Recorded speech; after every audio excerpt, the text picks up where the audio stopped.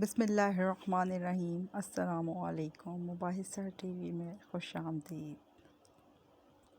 بنی اسرائیل کا ایک قصاب اپنے پڑوسی کی کنیز پر عاشق ہو گیا۔ اتفاق سے ایک دن کنیز کو اس کے مالک نے دوسرے گاؤں کسی کام سے بھیجا۔ قصاب کو موقع مل گیا اور وہ پھر اس کنیز کے پیچھے ہو لیا۔ جب وہ جنگل سے گزری تو اچانک قصاب نے سامنے آ کر اسے پکڑ لیا اور اسے گناہ پر آمادہ کرنے لگا۔ جب اس کنیز نے دیکھا کہ اس قصاب کی نیت خراب ہے تو اس نے کہا، اے نوجوان، تو اس گناہ میں نہ پڑ۔ حقیقت یہ ہے کہ جتنا تو مجھ سے محبت کرتا ہے اس سے کہیں زیادہ میں تیری محبت میں گرفتار ہوں، لیکن مجھے اپنے مالک حقیقی عزوجل کا خوف اس گناہ کے ارتکاب سے روک رہا ہے۔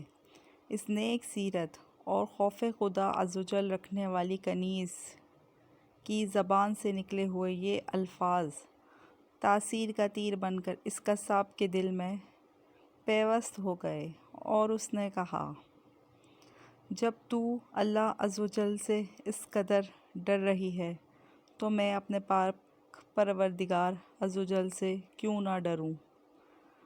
میں بھی تو اس مالک عزوجل کا بندہ ہوں۔ جا، تو بے خوف ہو کر جا۔ اتنا کہنے کے بعد اس قصاب نے اپنے گناہوں سے سچی توبہ کی اور واپس پلٹ گیا۔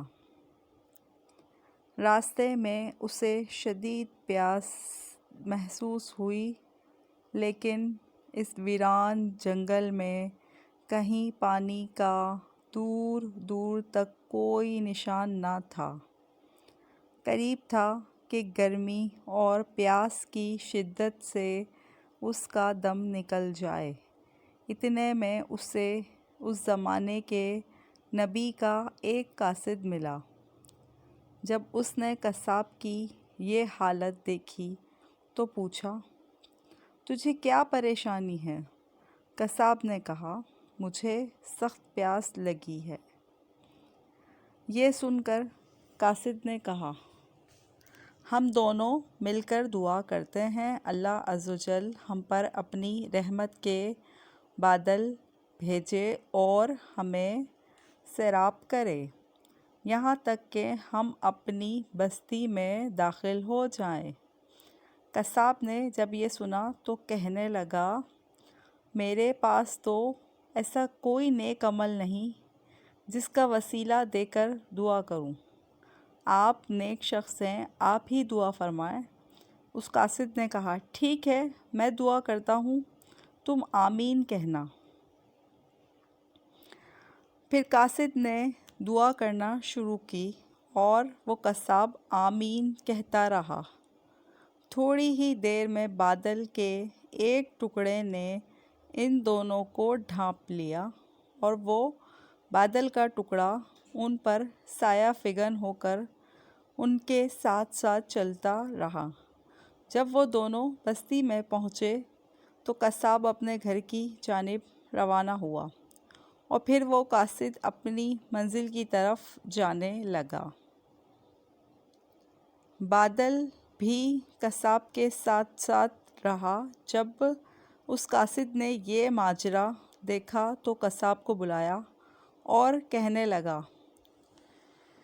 تم نے تو کہا تھا کہ میرے پاس کوئی نیکی نہیں اور تم نے دعا کرنے سے انکار کر دیا تھا۔ پھر میں نے دعا کی اور تم آمین کہتے رہے، لیکن اب حال یہ ہے کہ بادل تمہارے ساتھ ہو لیا ہے اور تمہارے سر پر سایہ فگن ہے۔ سچ سچ بتاؤ، تم نے ایسی کون سی عظیم نیکی کی ہے جس کی وجہ سے تم پر یہ خاص کرم ہوا؟